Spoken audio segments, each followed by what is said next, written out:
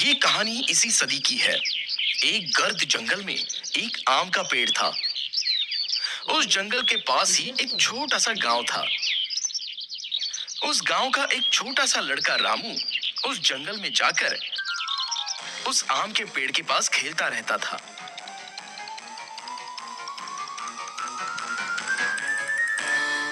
वो उस पेड़ पर चढ़ता, आम खाता और बाद में आराम से उस पेड़ के नीचे एक नींद की झपकी लेता।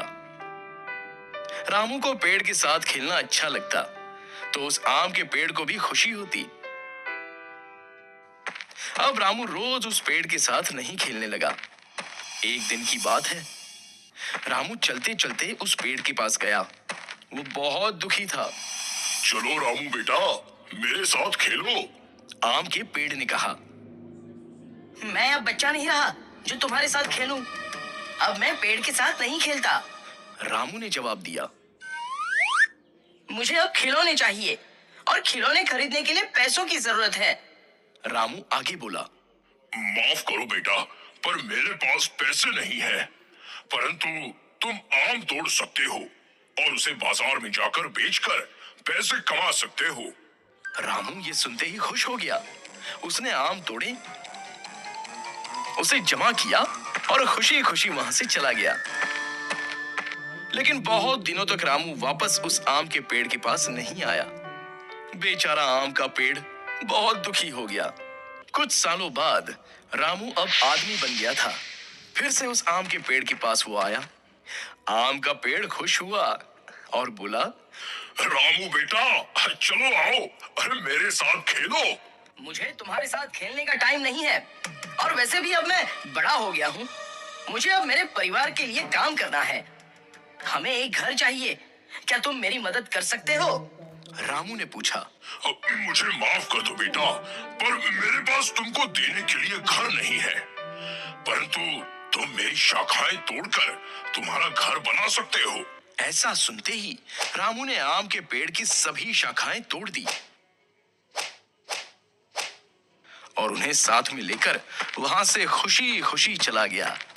शाखाएं टूटने के बावजूद आम का पेड़ खुश था, परंतु रामू उसके बाद नहीं आया और पेड़ बेचारा बहुत दुखी हुआ।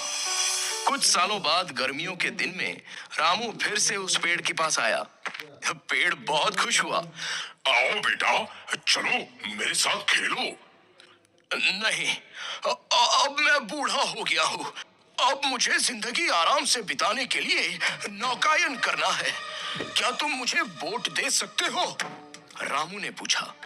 इस पर पेड़ बोला, मेरे तना का इस्तेमाल करो और बोट बनाओ, फिर तुम नौकायन को जाके खुश रह सकते हो। फिर क्या था, रामू ने उस पेड़ का तना भी काट लिया और उससे एक बोट बनाई और नौकायन को चला गया। फिर बहुत सालों तक वहां वापस नहीं आया।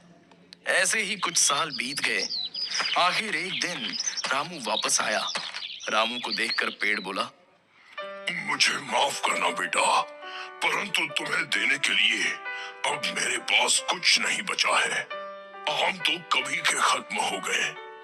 रामू बोला, कोई बात नहीं, अब मेरे दांत भी तो नहीं है आम खाने के लिए। पेड़ बोला, तुम्हें खेलने के लिए अब शाखाएं भी नहीं है। पर अब मैं भी बहुत बूढ़ा हो गया हूँ शाखाओं पर चढ़ने के लिए। रामू ने जवाब दिया। पेड़ इस पर बोला, मेरे पास सचमुच कुछ नहीं बचा है तुम्हें देने के लिए। बस ये मरने वाली जड़ी है मेरे पास। और आम का पेड़ रोने लगा। अब मुझे किसी भी चीज की जरूरत नहीं है। अब मैं थक गया हूँ, बस आराम करना चाहता हूँ। रामू बोला। पेड़ बोला, तो फिर तो अच्छा है। पेड़ की जड़ें आराम के लिए सबसे अच्छी जगह होती हैं। आओ मेरे पास बैठो और आराम करो। रामू नीचे बैठा। आम का पेड़ खुश हुआ और वो रोने लगा। दोस्तों, ये कहानी हमारे दिल को छू लेती है कि कैसे एक पेड़ हमारे जीवन में बस जीवन भर देते ही रहता है और इंसान उस बात की कद्र